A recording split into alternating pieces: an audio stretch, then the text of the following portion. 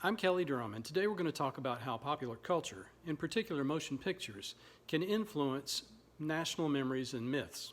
First of all, we'll take a look at the different levels of memory, then how those memories are assembled, and finally we'll analyze several motion pictures from different countries to show how they perpetuate national myths. First, let's take a look at the levels of memory. Memory is rooted in our experiences. Things happen to us, and our recollections of those events become our individual memory. Of course, none of us has individual memories of World War II. Instead, we rely on history. But what is history really? Well, it starts with individual memories, which through social interactions are assembled into a framework of collective memories. We'll talk more about how this happens in a minute. Collective memories then become the basis for national memories. National memories help create order out of chaotic events. They help simplify the story, turning it into something that can be commonly understood, and they help turn the story into a narrative that supports the needs of the state. These needs may be influenced by political, geopolitical, economic, and other factors. National memories then take on the qualities of myth, and by that I mean a story that is widely believed or traditional. We often view myths as fictitious, but that's not necessarily the case. National myths usually are based in fact. So how do we get from individual memories to myths? To collect memories, we rely on people like historians, writers, curators, architects, filmmakers, people who control what we might call the memory-making apparatuses. These are things like textbooks, narrative works of history, war memorials, commemorations, museums, or films. In a free society like ours, practically anyone can participate in collecting memories. Control of the narrative is much different in an authoritarian state, and we'll look at that in a few minutes. Now, one of the assignments that you were tasked with this week was to listen to the oral history of T. Moffett Burris. Burris was a company commander in the 82nd Airborne Division, and he participated in several major campaigns, including Operation Market Garden in Holland in September 1944. In the assigned clip, Burris tells the harrowing story of the assault crossing of the Wall River to seize the Nijmegen Bridge. Burris shares what he experienced, what he saw, heard, and felt. This is an example of individual memory. Of course, hundreds of others participated in this river crossing as well. The author, Cornelius Ryan, collected dozens of their memories and incorporated them into his book, A Bridge Too Far. And this becomes the memory-making apparatus that I mentioned a moment ago. Now, there's another step to this story as well. From Ryan's book, filmmaker Richard Attenborough directed a movie by the same name. Now, rather than watch the entire movie, which is very long, I've asked you to watch one 11-minute segment. This segment is the filmmaker's portrayal of the river crossing described individually by Burris and collectively by Ryan.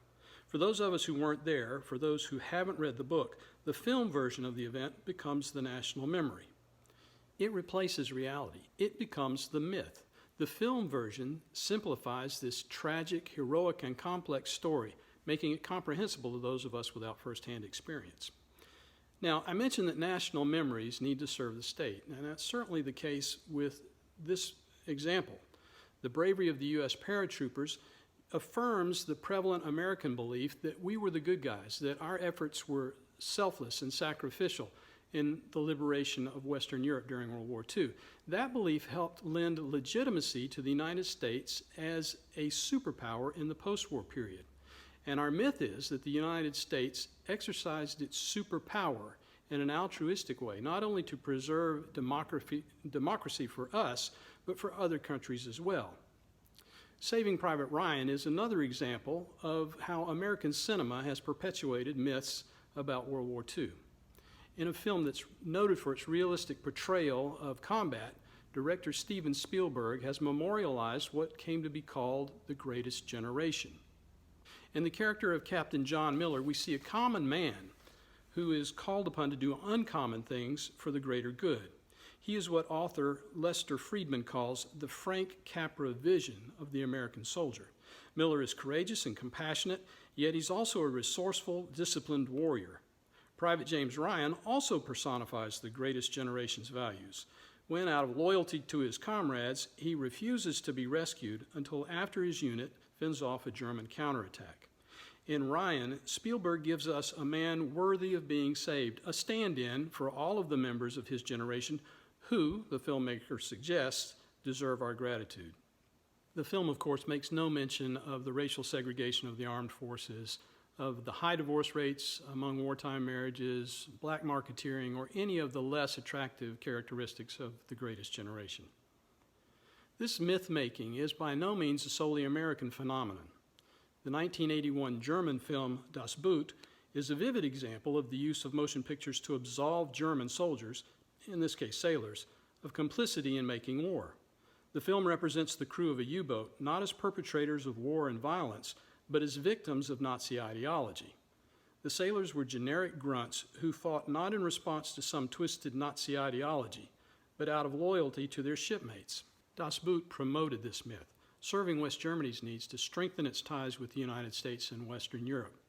Ronald Reagan would later make a controversial visit to the Bitburg Cemetery in Germany, where he said that the German soldiers buried there were victims just as surely as those who perished in the camp.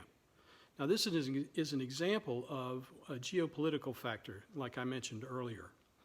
I also mentioned national memory in an authoritarian state and how it is much more rigidly controlled. In the immediate post-war world, Stalin wanted no alternate versions of the Soviet war experience.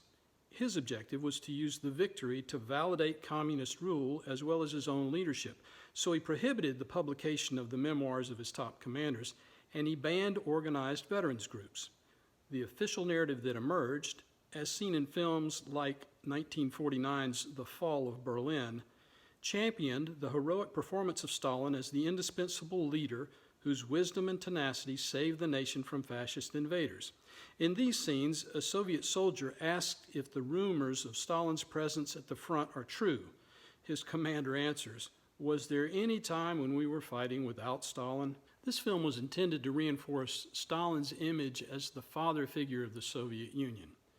Here's a man who not only commanded its armed forces to victory, but who is so wise that he has the compassion to counsel the young lovers whose romance serves as a subplot to the film.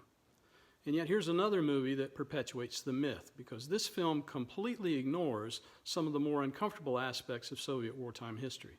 There's no mention of the Ribbentrop-Molotov Pact, the Soviet invasion of Poland, or the disastrous early days of the war, which resulted in such incredible suffering for the Soviet people.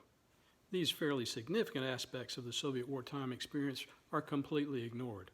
Of course, we're talking about a time when the average citizen had no access to any forms or sources of information apart from what was controlled by the Communist Party state. Memory is dynamic. It changes over time, but even today, Russian President Putin occasionally invokes Stalin as a unifying figure. All right, so today we discussed individual memories, those based on personal experiences, and how these are assembled through a social framework to form collective memories. We also discussed how national memories are then built on this collective foundation, and we noted that national memories serve the state or nation, creating simplicity and order from chaos and complexity. We analyzed how popular culture, particularly film, can help create and perpetuate national myths.